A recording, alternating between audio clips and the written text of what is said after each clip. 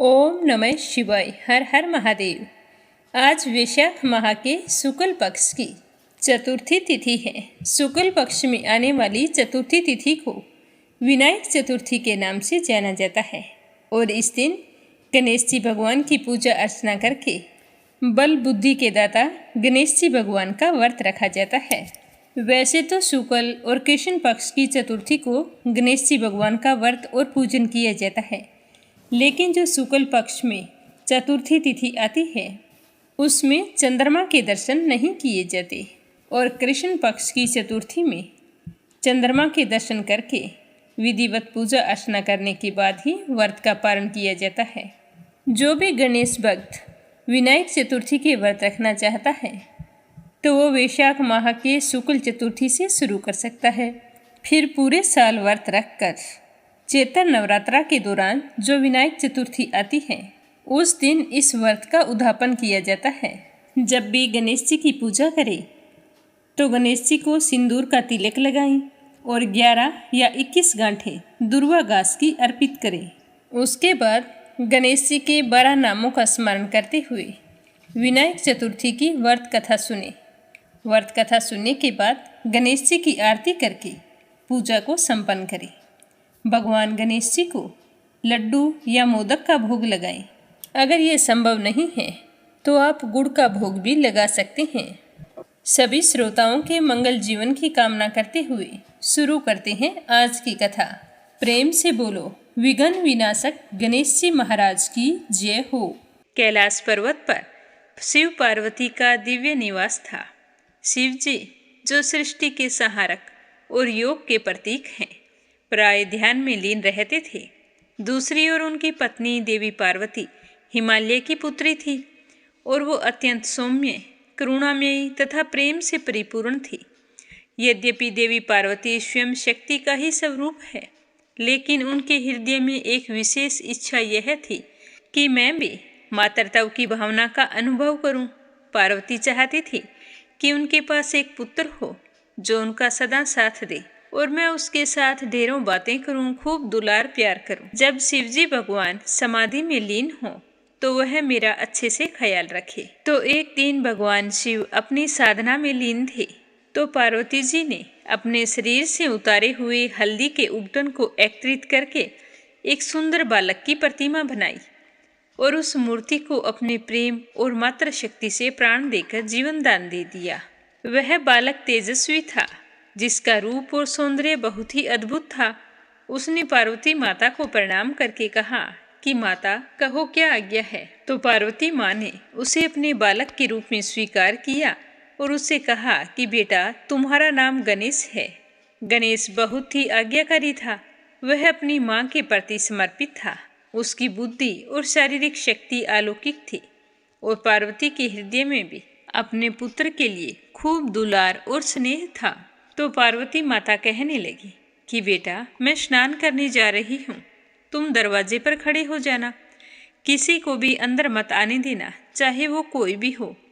तो गणेश जी ने कहा कि ठीक है माँ, जो आपका आदेश है, कोई भी अंदर नहीं आ पाएगा। तो गणेश जी अपनी माँ के आदेश का पालन करते हुए घर के द्वार पर खड़े हो गए। पूरी निष्ठा और भक्ति के साथ वहीं पर खड़े रहे। उसी समय शिवजी भगवान ध्यान समाप्त करके पार्वती से मिलने कैलाश लौटे। जब शिवजी ने अपने घर के द्वार पर एक छोटे से बालक को पहरा देते हुए देखा तो उन्हें बड़ा ही आश्चर्य हुआ। शिवजी ने उस बालक के पास आकर कहा कि हे बालक, मैं भगवान शिव हूँ, मुझे अंदर जाने दो। तो गणेश जी तो अपनी माँ के आदेश का पालन कर रहे थे, तो वो तो बिना झिझक के बोले कि मुझे माँ का आदेश है, मैं किसी को भी अंदर नहीं जाने दूंगा, चाहे वो कोई भी हो, आपको भी प्रवेश करने की अनुमति नहीं है। तो शिवजी ने समझाने का बहुत प्रयास किया कि मैं तुम्हारा पिता हूँ, पार्वती का पति हूँ, यह मेरा ही घर है, तुम मुझे अंदर जाने दो।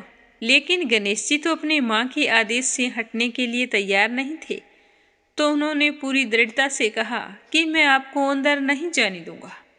तो उसके इस तरह के बर्ताव को देखकर तो भगवान शिव ने अपने सेवकों को आदेश दिया कि भवन के द्वार पर डटे उस बालक को समझाकर वहां से हटा दो, ताकि मैं अंदर प्रवेश कर सकूं। मुझे बहुत गुस्सा आ रहा है। तो शिव जी के आदेश का पालन करते हुए भगवान शिव के गणों ने गणेश जी को बहुत समझाया, द्वार से हट जाने की विनती की, परंतु गणेश जी तो नहीं माने। उन्होंने शिव गणों को बुरी तरह से पीट कर वापिस भेज दिया। तो शिव जी के गण वापिस आ गए। तो शिव जी ने पूछा कि तुम्हारा यह हाल किसने किया?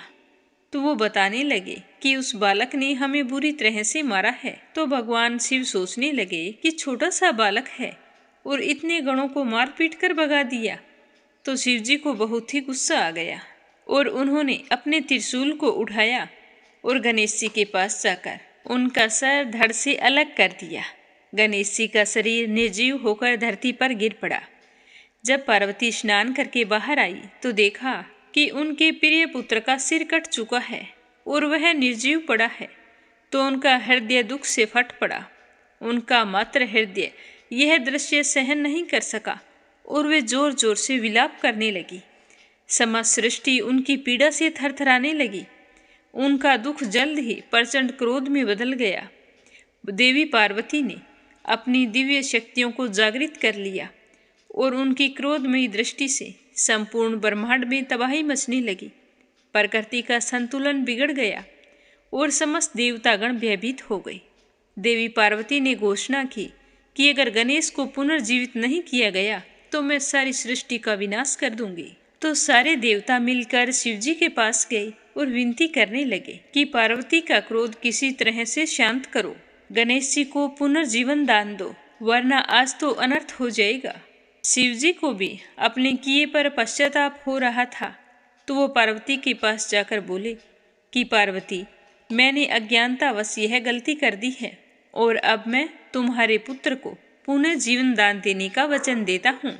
यह कहकर शिव जी ने अपने गणों को आदेश दिया कि तुम पृथ्वी पर जाकर देखो कि कोई ऐसा बच्चा जिसकी तरफ उसकी माँ पीठ करके सोई हो, तो उस बच्चे का सर ले आना, उसी से गणेश वापिस जिंदा हो सकता है। तो शिव जी के गण आदेश पाकर पृथ्वी लोक में चले गए। हर जगह देखा कोई भी माँ अपने बच्चे की तरफ पीठ करके नहीं सोई थी। तो वो निराश होकर वापिस चल पड़े। तो रास्ते में एक घने वन में देखा कि एक हथनी अपने बच्चे की तरफ पीठ करके लेटी थी। तो उस बच्चे का सर काटकर शिव जी के पास ले आई और भगवान शिव ने उस हाथी के बच्चे के सिर को गणेश के शरीर से जोड़ दिया और फिर अपनी दिव्य शक्तियों से उसे जीवन दान दिया। तो गणेश जी पुनः जीवित हो गए, लेकिन अब उनका सिर हाथी का था। पार्वती अपने पुत्र को फिर से जीवित देखकर बहुत ही खुश हुई, परंतु उनके नए रूप को देखकर उन्हें संकोच भी हुआ। वो शिव जी से कहने लगी कि स्वामी, आपने ये क्या किया है? अब मेरे बच्चे को देखकर सारे लोग मजाक बनाएंगे कि देखो हाथी का सर लगा है। तो पार्वती की बात सुनकर शिव जी बोले कि देवी पार्वती, यह केवल तुम्हारा पुत्र नहीं है, ये मेरा भी पुत्र है। मैं गणेश की अदम्य भक्ति और निष्ठा को पहचान गया हूँ। मेरा आशीर्वाद है कि हमारा पुत्र सारे जगत के लिए पूजनीय होगा। हर शुभ कार्य में इसकी सबसे पहले पूजा की जाएगी। कोई भी शुभ कार्य गणेश को याद किए बिना शुरू नहीं होगा। यह सब विघ्नों को हरने वाला, सब बाधाओं को दूर करने वाला होगा। सारे देवता भी इसकी पूजा करेंगे। हर शुभ कार्य में गणेश का नाम सबसे पहले लिया जाएगा। इस प्रकार गणेश जी को गणों का अधिपति गणपति के रूप में सम्मानित किया गया। उन्हें ज्ञान, विवेक और बाधाओं को दूर करने वाले देवता के रूप में पूजा जाने लगा। उनके हाथी का सिर प्रतीक बना बुद्धिमत्ता और विवेक का। उनका विशाल पेट समस्त संसार के सुख दुख को धारण करने की क्षमता का प्रतीक बना। उनकी टूटी हुई दांत ने यह संदेश दिया कि जीवन में त्याग और बलिदान ही सच्ची सफलता का मार्ग है। गणेश जी की 4 भुजाएं चारों दिशाओं और 4 प्रकार के कर्मों का प्रतिनिधित्व करती है। उनके एक हाथ में गदा है जो इच्छा और वासना पर नियंत्रण का प्रतीक है। दूसरे हाथ में पास है जो लोगों को गलत मार्ग पर चलने से रोकती है। उनका छोटा वाहन चूहा मानव की इच्छा और अहंकार का प्रतीक है, जिसे गणेश ने वश में कर लिया है।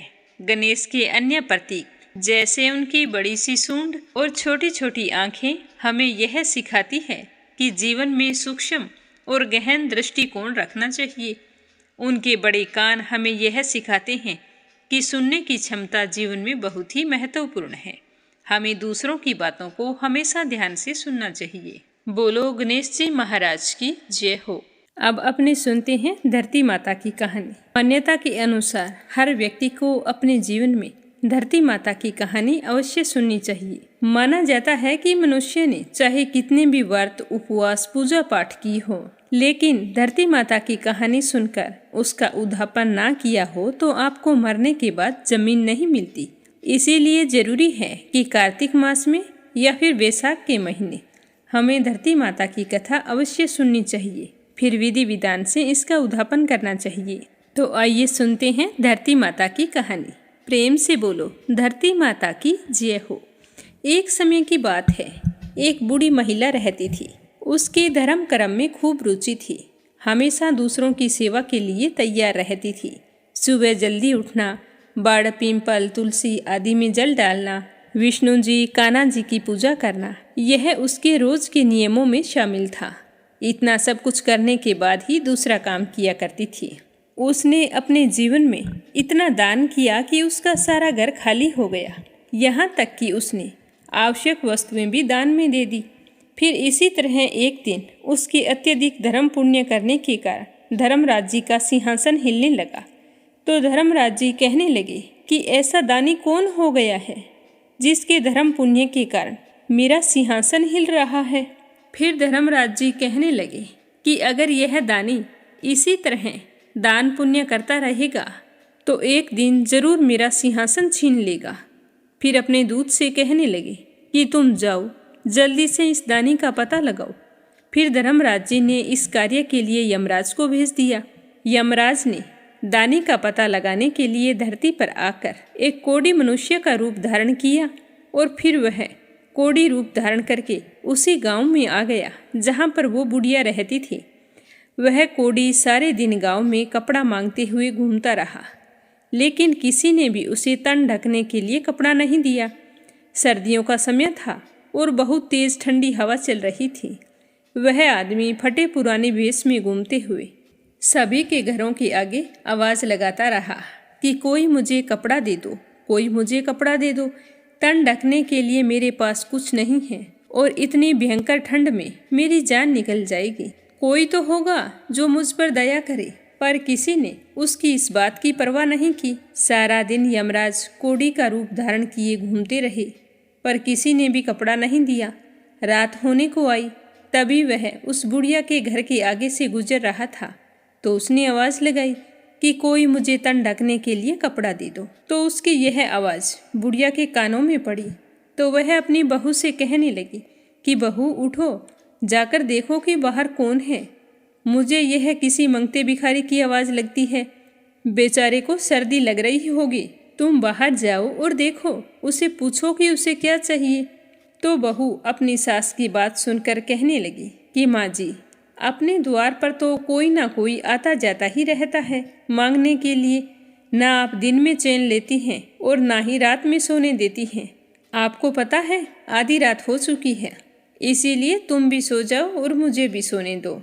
तो इस तरह बुढ़िया ने अपनी तीनों बहुओं को कहा, पर उन्होंने बाहर जाने के लिए इनकार कर दिया। फिर बुढ़िया ने अपने चौथे नंबर की बहू को आवाज लगाई कि बेटा बाहर जाकर देखो कि कौन है। तो सबसे छोटी बहू कहने लगी कि माँ जी, आप निश्चिंत रहें, मैं जाकर पता लगाती हूँ कि बाहर कौन आया है। फिर बहू बाहर आकर देखती है कि बाहर एक कोढ़ी आदमी बैठा है। तो बहू उस कोढ़ी आदमी से पूछती है कि बाबा, आपको क्या चाहिए।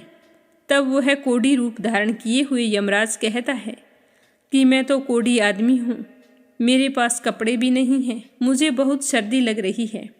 अगर आप ओढ़ने के लिए कोई वस्त्र दे दें तो आपका बड़ा भला होगा। तो उसकी बात सुनकर बहू अंदर चली गई और अंदर जाकर अपनी सास को सारी बात बताई। तो बहू की बात सुनकर बुढ़िया माई कहने लगी कि बहू, तेरे पिताजी ने जो कंबल ओढ़ रखा है उस कंबल को ले जाकर उस कोढ़ी आदमी को दे दे। बेचारा बाहर बैठा है, हम तो कमरे के अंदर हैं। तो यह बात सुनकर बहू कहने लगी कि नहीं माँ, अगर ऐसा किया तो पिताजी को ठंड लगेगी।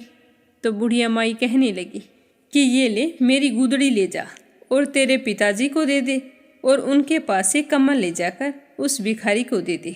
वो बेचारा खुले आसमान के नीचे बैठा है, हम तो कमरे बंद करके बैठे हैं, उसके पास कुछ नहीं है।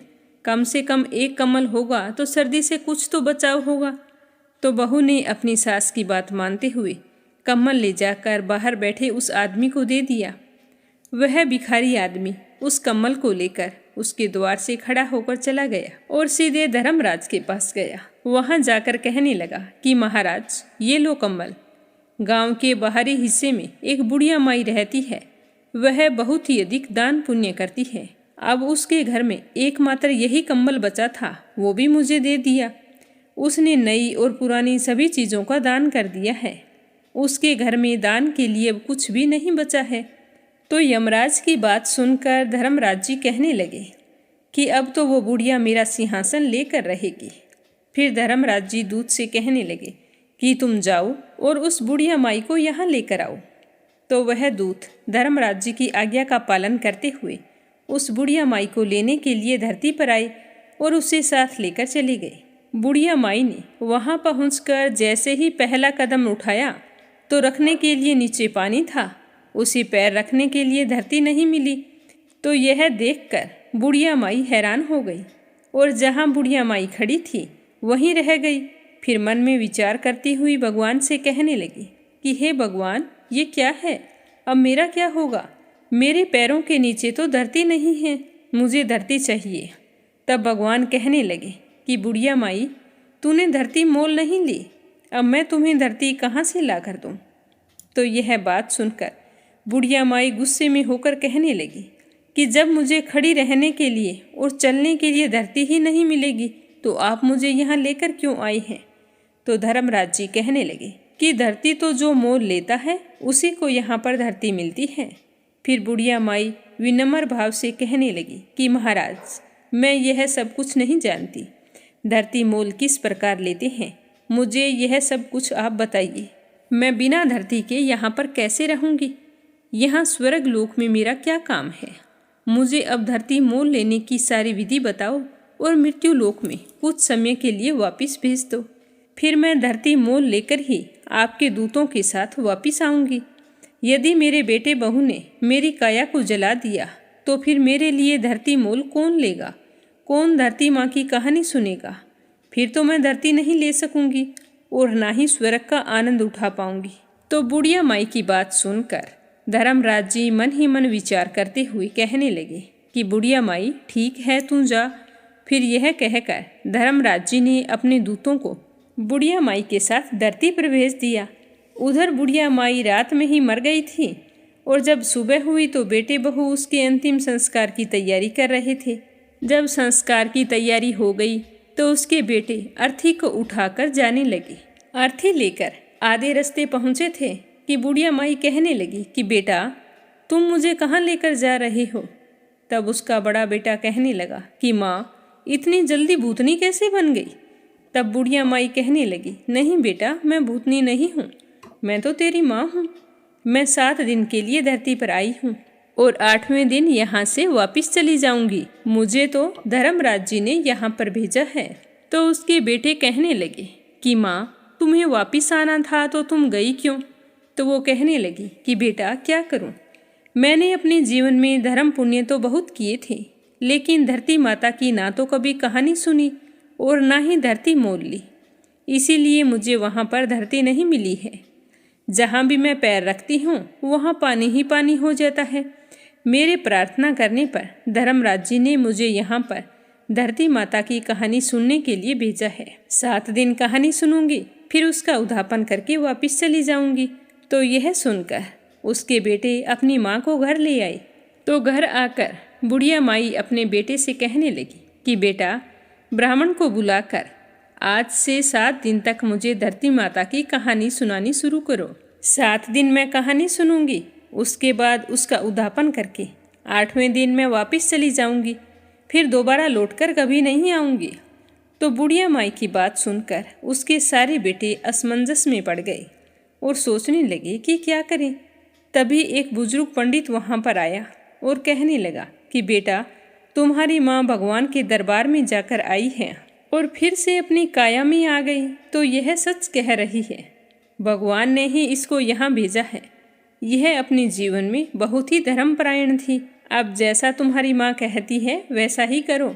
इन्हें 7 दिन तक धरती माता की कहानी सुनवाओ और फिर उसका उद्यापन कर देना। तो पंडित की बात सुनकर उसके बेटे तो मान गए, पर बुढ़िया के घर में लोगों की भीड़ लगी हुई थी, क्योंकि उस दिन उसका संस्कार होना था। सारी औरतें वहाँ पर भजन गा रही थी, बहुएं भी वहाँ पर बैठी थी। बुढ़िया माई को जिंदा देखकर बहुएं कहने लगी कि ये अम्मा नहीं मरेगी, ये तो हमें मारकर फिर मरेगी। सारे घर में झाड़ू लगा दी है, सुई तक भी घर में छोड़ी नहीं। घर में भोजन बनना तो दूर है, एक चुटकी नमक तक नहीं मिलता, और ये अब फिर से आ गई है। तो बहू की बात सुनकर बुढ़िया माई कहने लगी कि बेटा, मैं किसी को मारने के लिए नहीं आई हूँ। मुझे तो तुम ब्राह्मण को बुलाकर धरती माता की कहानी सुना दो। 7 दिन में ये कहानी सुनूंगी, फिर मुझे आगे धरती मिल जाएगी तो मैं यहाँ से चली जाऊंगी, फिर लौटकर यहाँ कभी नहीं आऊंगी। तो उसके बेटे बहू ने 6 दिन तक बुढ़िया माई को लगातार ब्राह्मणी को घर बुलवाकर कहानी सुनवाई। और 7वें दिन पानी का भरा हुआ एक लोटा, रोली मोली 5 सवा नाल का धागा और गुड़ की डली लेकर बुढ़िया माई अपनी बहू से कहने लगी कि चलो बेटा, तुम सारे के सारे मेरे साथ पीपल के पेड़ के नीचे चलो। हम सारे वहाँ पर बैठकर धरती माता की कहानी सुनेंगे। आज मेरे इस व्रत का उद्यापन है। मैं चाहती हूँ कि तुम सारे चलो, तुम भी इस कथा को सुनना, जिससे तुम्हें यह पीड़ा दुख ना दे। और फिर बुढ़िया माई अपनी सभी बहुओं और ब्राह्मणी को लेकर पीपल के पेड़ के नीचे पहुँच गई। वहाँ बैठकर ब्राह्मणी ने धरती माता की कहानी कही तो बुढ़िया माई और उसकी बहुओं ने सुनी। कहानी के हुंकारे दिए। धरती माता की कहानी कहने के बाद में मोली का धागा 5 रुपए और गुड़ की डली लेकर पीपल की जड़ में दबा दी। फिर बुढ़िया माई ने हाथ जोड़कर कहा कि लो धरती माता, इसे स्वीकार करो। धरती माता, अब मैंने तुम्हें मोल ले लिया है। जाने अनजाने अगर मुझसे कोई पाप हो गए हैं तो तुम अपने में समेट लो और मुझे आगे धरती मिले ये आशीर्वाद दो, ताकि मुझे फिर से यहाँ ना आना पड़े। इस प्रकार बुढ़िया माई ने 7 दिन तक धरती माता की कहानी सुनकर उसका उद्यापन कर दिया। बुढ़िया माई की बहुओं ने एक दिन धरती माता की कहानी सुनकर उद्यापन कर दिया। इस प्रकार बुढ़िया माई ने धरती माता की कहानी कही, उसका व्रत किया और स्वयं भी उद्यापन किया और बहुओं से भी करवाया। और फिर जब सारी बहुएं घर लौटी तो बुढ़िया माई बहू से कहने लगी कि बेटा, आज तो मेरा आखिरी दिन है, आज मुझे सभी प्रकार का भोजन करा दो, फिर मैं चली जाऊंगी तो वापस लौटकर नहीं आऊंगी। तो बहुएं कहने लगी कि माँ जी, आपको क्या खिलाएं और कहाँ से लाएं? घर में कुछ भी नहीं बचा है, आपने सब कुछ तो दान कर दिया है। तो बड़ी बहू कहने लगी कि कोई बात नहीं, तुम इतनी कड़वी मत बोलो, मैं सब कुछ अपने आप प्रबंध कर लूँगी। मैं अभी पड़ोस में जाकर आती हूँ, माँ के करने लायक भोजन तो मिल ही जाएगा। तो यह कहकर बड़ी बहू अपनी पड़ोसन के घर गई, वहाँ से चावल लिए, फिर दूसरे घर गई, वहाँ से दाल ली। इस तरह कई घरों में जाकर खाने पीने के सामान का प्रबंध करके घर आ गई और अपनी सास को भोजन करवा दिया। तो बुढ़िया माई अपने बेटे बहू से कहने लगी कि बेटा, तुम भी सारे भोजन कर लो। तो सभी ने थोड़ा थोड़ा भोजन कर लिया। तो बुढ़िया माई उनसे कहने लगी कि बेटा, कल सुबह मैं जल्दी सूर्य उदय होने से पहले यहाँ से चली जाऊंगी। अब तुम सारे थक गए होंगे तो जाकर सो जाओ। तो सारे बेटे बहू मना करने लगे, पर बुढ़िया माई ने जिद करके उन्हें सोने के लिए भेज दिया। तो बुढ़िया के सारे बेटे बहू जाकर सो गए और निश्चित समय पर भगवान का विमान आया और बुढ़िया माई को लेकर चला गया। आगे वहाँ जाने पर बुढ़िया माई को धरती मिल गई। अब बुढ़िया माई भगवान से कहने लगी कि भगवान, अब आप मेरी एक इच्छा और पूरी करो। तो भगवान कहने लगे कि तुम्हारी अब कौन सी इच्छा पूरी करूं? तो वो कहने लगी कि मेरे घर में कुछ भी नहीं छोड़कर आई हूँ, मैंने सब कुछ दान कर दिया है, यहाँ तक कि मैंने गुड़, चाय, नमक कुछ भी नहीं छोड़ा है। अब मेरे मरने के बाद मेरे बेटे बहू मेरा अंतिम संस्कार कैसे करेंगे? जो मैंने दान धर्म किया है उसे 4 गुना करके आप लौटाइए। तो भगवान बोले कि ठीक है, जो भी तूने दान धर्म किया है 4 गुना करके मैं लौटा दूंगा। अब से तेरे बेटे बहू के घर में हर चीज मौजूद होगी। उधर जब सुबह हुई तो छोटी बहू ने उठकर चाय बनाई और चाय लेकर जैसे ही अपनी सासू माँ के कमरे में गई और आवाज़ लगाई तो उसकी सासू माँ बोली नहीं। तो बहू ने चाय रखकर अपनी सास को हिलाया तो सासू माँ का शरीर तो अकड़ गया था। तो वह अपनी जेठानी के पास आई और कहने लगी कि सासू माँ तो अकड़ के सो गई है, कुछ भी नहीं बोल रही, तुम जाओ तुम ही संभालो। तो उसकी जेठानी बोली कि आज सासू माँ के 7 दिन पूरे हो गए हैं, आज 8वां दिन है, तो सासू माँ को तो जाना ही था। तो वह अपने पति के पास गई और कहने लगी कि माँ जी तो सच में भगवान के घर चली गई हैं। तो उसके सारे बेटे दौड़कर अपनी माँ के पास आए और फिर आंगन में लाकर सुला दिया। तो छोटी बहू कहने लगी कि मैंने सदा आपकी सुनी है और आपकी हर बात मानी है, आज आप मेरी बात सुनो। तो सारे कहने लगे कि बोलो क्या बात है। तो छोटी बहू कहने लगी कि इस लोटे में जल है, इसी पानी से छींटे देकर सासू माँ को ले जाओ। संस्कार के लिए तो 7 दिन पहले ही नहला धुला दिया था, अगर आप फिर से करेंगे और रोएंगे तो यह फिर वापस आ जाएगी। तुम 4 भाई हो, 5वें की जरूरत नहीं है, इसे जल्दी से उठाओ और फटाफट जलाकर आ जाओ, जिससे कि इनकी गति हो जाए। तो सारे भाई आपस में बात करने लगे कि पहले भी हम लोगों को इकट्ठा करके शर्मिंदा हो चुके हैं, अब कौन आएगा। सारे के सारे यही कहेंगे कि क्या पता तुम्हारी माँ फिर से जिंदा हो जाए। तो यह सोचकर चारों भाइयों ने अपनी माँ को उठाया और शमशान की ओर चल पड़ी। तो रास्ते में पीपल के पेड़ के नीचे बैठी कुछ औरतें कहानी सुन रही थी। तो बुढ़िया माई के बेटे को इस भांति जाते हुए देखकर सारी समझ गई। एक दूसरे से कहने लगी कि कार्तिक का पावन महीना है, बुढ़िया माई तो मर गई और बहुओं ने भजन तक भी नहीं गाई, चलो हम सब वहाँ पर भजन गाने के लिए चलती हैं, राम का नाम लेंगी तो बेचारी बुढ़िया की मोक्ष हो जाएगी। यह विचार करके सारी बुढ़िया माई के घर पहुँच गई और जाकर भजन गाने लगी। उधर बुढ़िया माई का दाह संस्कार कर दिया और उसके बेटे घर आ रहे थे। तो उन्हें आता हुआ देखकर भजन गाने वाली औरतों ने बुढ़िया माई की बहुओं से कहा कि जाओ जल्दी से यहाँ लाकर दरी बिछा दो। तो सारी की सारी कहने लगी कि जब संस्कार करके वापिस आएंगे तभी हम दरी बिछाएंगे, क्या पता हमारी सासू माँ जिंदा होकर वापिस आ जाए। तो भजन गाने वाली औरतें कहने लगी कि ये देखो सारे के सारे लोग आ गए हैं, अब तो दरी बिछा दो। तो दरी बिछा दी और फिर भजन गाने वाली औरतों ने खूब भजन गाए, फिर अपने अपने घर चली गई। अब दरी पर बैठे बूढ़ी माई के बेटे एक दूसरे के मुंह को ताकने लगे और कहने लगे कि अब क्या करें, कहाँ से चाय पानी का प्रबंध करें। माँ तो भगवान के घर चली गई और हमारे लिए कुछ भी छोड़कर नहीं गई है। तो अड़ोसी पड़ोसी भी आपस में चर्चा करने लगे कि चलो भाई बुढ़िया माई के परिवार वालों को चाय पानी पिलाकर आते हैं, रोटी पानी खिलाते हैं। आज उनकी माता ने 100 वर्ष पूरे कर लिए हैं, आज तो हमें ही खिलाना पिलाना होगा, कल तो बेचारे अपने आप देख लेंगे। तो उनमें से एक आदमी कहने लगा कि चलो आज मैं जाता हूँ, उन्हें चाय पिला आता हूँ और सबका हाल चाल पूछाऊँगा। और फिर उस पड़ोसी ने अपनी पत्नी से कहा कि चाय बनाओ। चाय लेकर वह बुढ़िया माई के घर की ओर चल पड़ा। उधर बुढ़िया माई के बेटे की बड़ी बहू अपने परिवारजनों को चिंता मगन देखकर घर के अंदर गई और जैसे ही उसने बुढ़िया माई के संदूक को खोला तो वह संदूक रुपये पैसों से भरा पड़ा था। तो वह देखकर हैरान हो गई।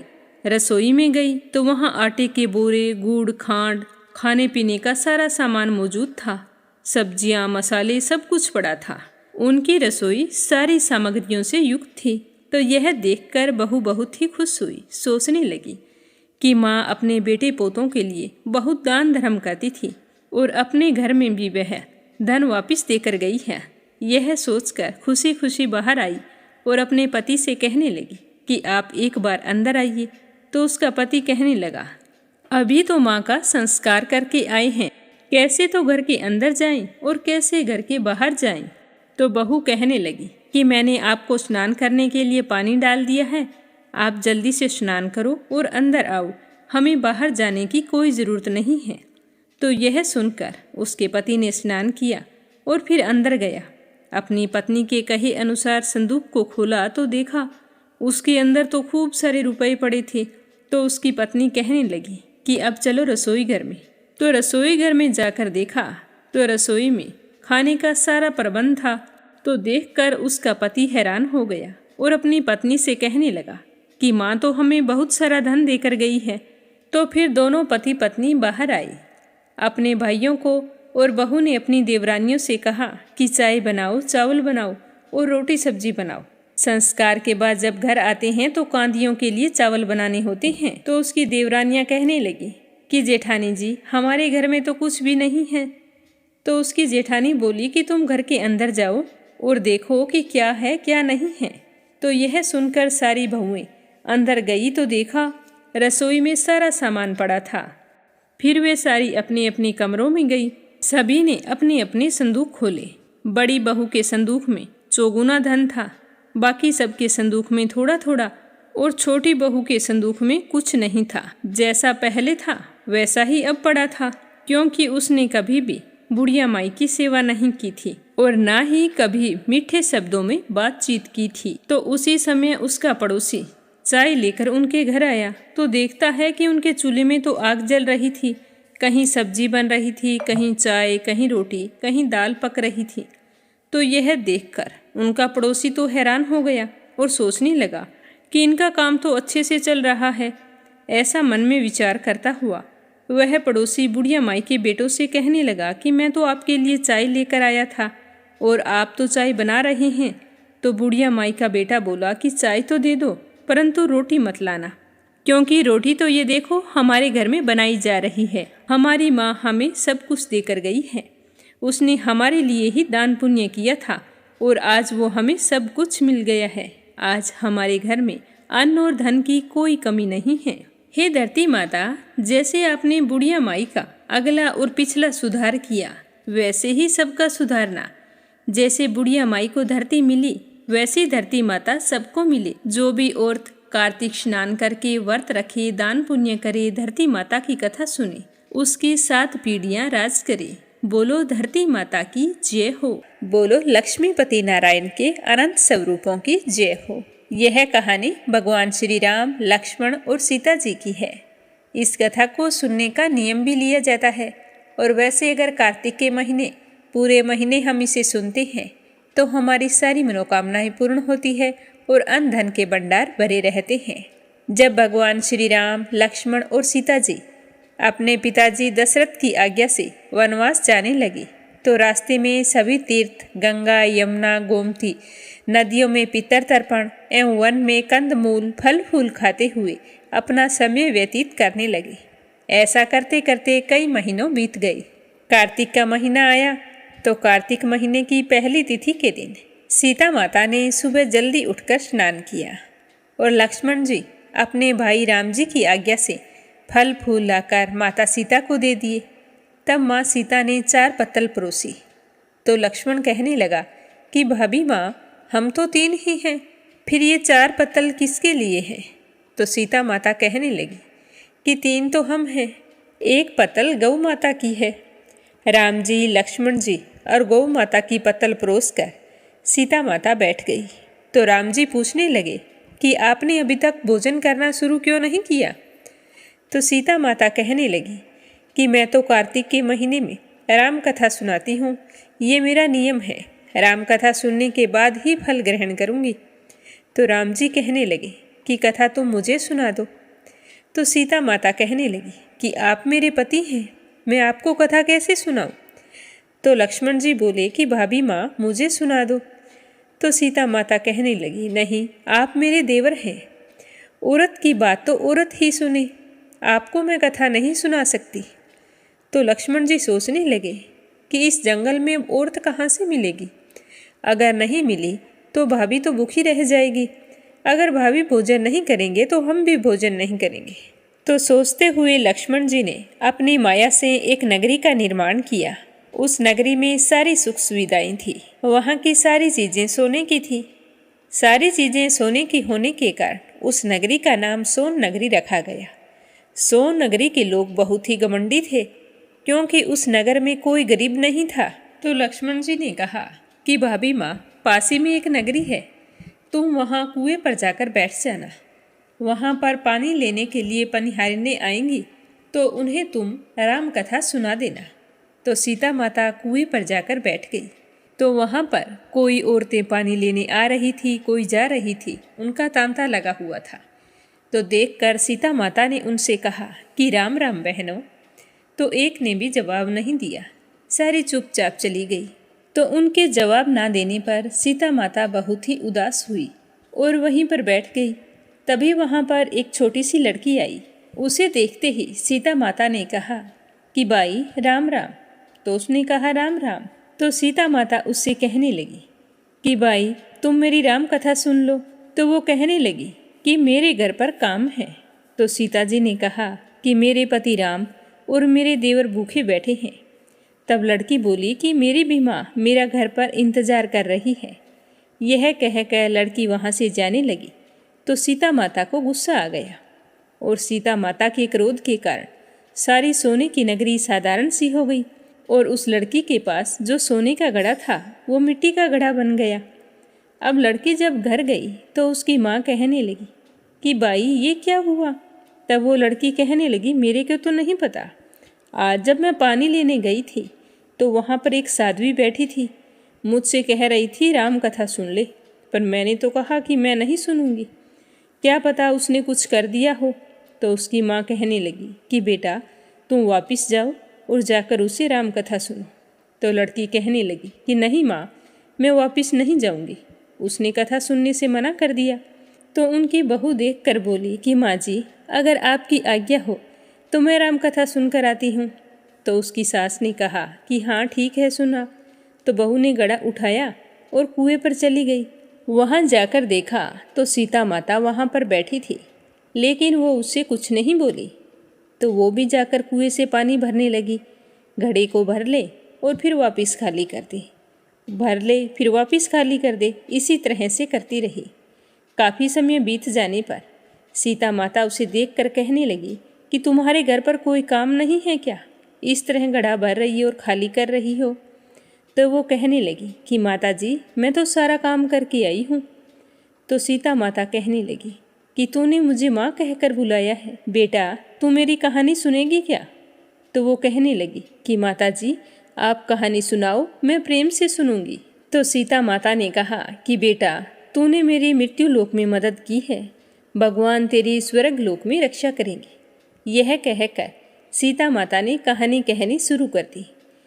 चंदन चौकी मोतियाँ हार, राम कथा मारे हिवड़े रुहार। राम कथा सुनाऊं, राम ने मनाऊं, राम कहे तो प्रदेश में जाऊं। आओ राम बैठो राम, जल भर जारी लाई राम। केला रिदान तुन लाई राम, ठंडा जल भर लाई राम। संपाड़ो पधराओ राम, जगला टोपी लाई राम। कड़ा की लंगी लाई राम, स्वर्ण सिंहासन लाई राम।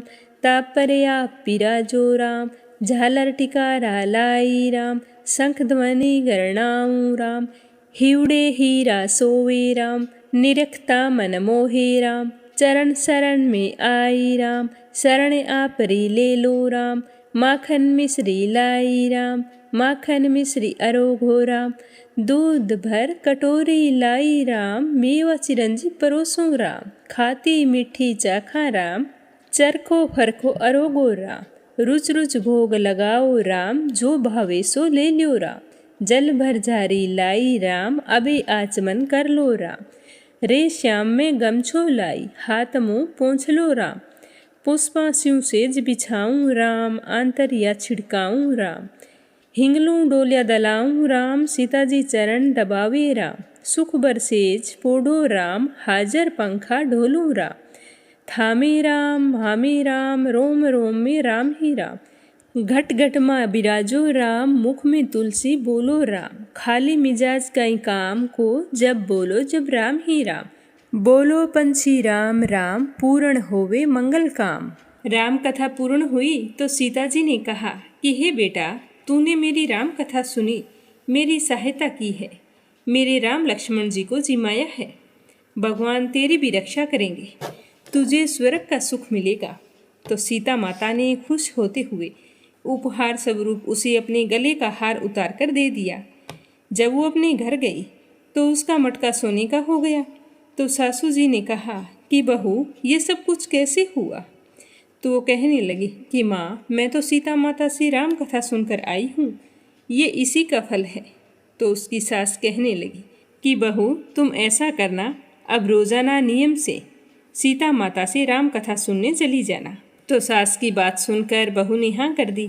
अब बहू तो रोजाना सुबह जल्दी जल्दी काम खत्म करती और फिर कुएं पर चली जाती, सीता माता से राम कथा सुनती। सुनते सुनते कार्तिक का महीना पूरा हो गया। तो वह सीता माता से कहने लगी कि माँ, राम कथा सुनते सुनते कार्तिक का पूरा महीना बीत गया है। अब मुझे बताओ कि उसकी उद्यापन विधि क्या है? मुझे तो इसके बारे में कुछ भी नहीं पता। तो सीता माता कहने लगी कि बेटा, 7 लड्डू ले आना और एक नारियल लाकर उसके 7 भाग कर लेना। एक भाग मंदिर में चढ़ाना, जिससे मंदिर बनवाने जितना पुण्य फल प्राप्त होगा। दूसरा भाग सरोवर किनारे गाड़ देना, जिससे सरोवर बनवाने जितना पुण्य फल प्राप्त होगा। और तीसरा भाग गौ माता को दे देना, जिससे 33 कोटि देवताओं को भोग लग जाएगा। और चौथा भाग ब्राह्मण को दे देना, जिससे आपके इष्ट देव, कुल देव और पितरों को भोग लग जाएगा। और 5वां भाग कुंवारी कन्या को दे देना, जिससे कन्या विवाह जितना पुण्य फल प्राप्त होगा। और 6ठा भाग तुलसी पर चढ़ा देना, जिससे तुम्हें तुलसी विवाह जितना पुण्य फल प्राप्त होगा। और 7वां भाग सूर्य देव को चढ़ा देना, जिससे तुम्हें यज्ञ करवाने जितने पुण्य फलों की प्राप्ति होगी। तो वह सीता माता से राम कथा का उद्यापन सुनकर बहुत ही खुश हुई और सीता माता का धन्यवाद देते हुए घर आ गई। घर आकर अपनी सास को सारी बात बताई। तो उसकी सास ने कहा कि बेटा, जैसे सीता माता ने कहा है उसी तरह नियम से इसका उद्यापन कर देना। तो उसकी बहू ने जैसे सीता माता ने बताया था उसी तरह 7 लड्डू और एक नारियल लाकर 7 टुकड़े किए और फिर एक एक लड्डू और एक एक नारियल का हिस्सा लेकर 7 जगह जैसे सीता माता ने बताया था उनको दे दिया। पूरे श्रद्धा भाव से विधि विधान से उद्यापन कर दिया। और दूसरे दिन सीता माता के पास जाकर बोली कि माँ, मैंने जैसे आपने बताया था वैसे उद्यापन कर दिया है। तो सीता माता कहने लगी कि बेटा, अच्छा किया। कोई भी चीज़ का अगर हम नियम लेते हैं, चाहे व्रत हो, कहानी सुननी हो, हमें उसका उद्यापन जरूर करना चाहिए, नहीं तो हमें उसका पुण्य फल प्राप्त नहीं होता। तुमने मेरी राम कथा को 1 महीने तक नियम से सुना है तो तुम्हें भगवान का आशीर्वाद जरूर मिलेगा। अब 7 दिन के बाद में बैकुंठ से विमान आएगा, तुम उसमें बैठकर स्वर्ग लोक को चली जाना। तो वह सीता माता की बात सुनकर अपने घर आ गई। ठीक 7 दिन पूरे हुए तो स्वर्ग से विमान आया। तो विमान देखकर बहू कहने लगी कि सासू माँ, स्वर्ग से विमान आया है। तो उसकी सासू ने कहा कि बेटा, तेरे ससुर व मुझे भी ले चल, तेरे माता पिता को ले चल, सारे कुटुंब परिवार को ले चल, अड़ोसी पड़ोसी को ले चल। तो बहू ने सबको बैठा लिया, पर विमान तो अब भी खाली था। तभी उसकी ननद बाईसा वहाँ पर आई और कहने लगी कि भाभी माँ, मुझे भी ले चलो। तो जैसे ही वो विमान के नज़दीक आई तो खाली विमान एकदम से भर गया।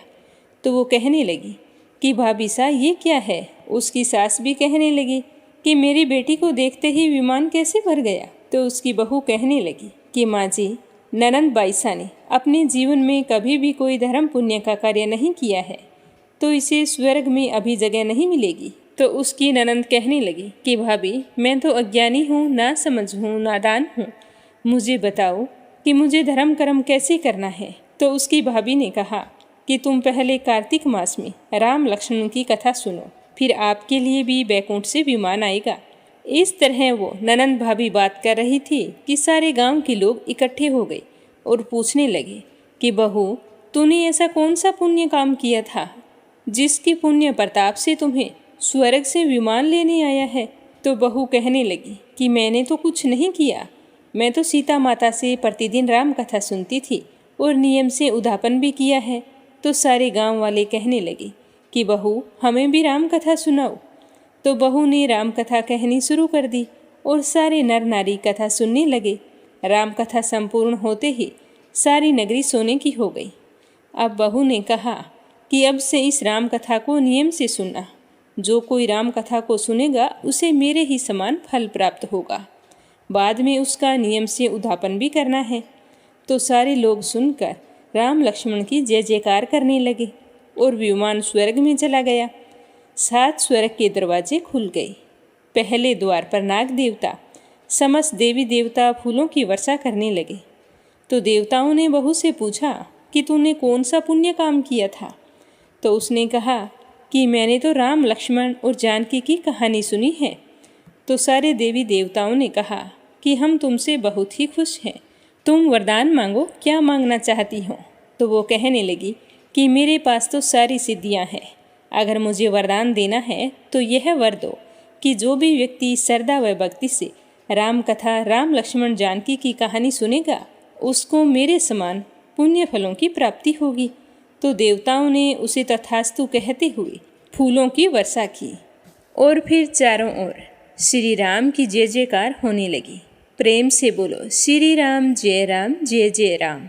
हे सीता माता, जिस तरह आप बहु पर प्रसन्न हुई, उसके सारे मनोरथ पूर्ण किए और बैकुंठ का वास दिया, वैसे ही जो भी व्यक्ति इस कथा को श्रद्धा भाव से सुने, सुनाए या हुंकारा भरे, उसे भी देना, सुख सौभाग्य का वास करना, अन्न धन के भंडार भरना।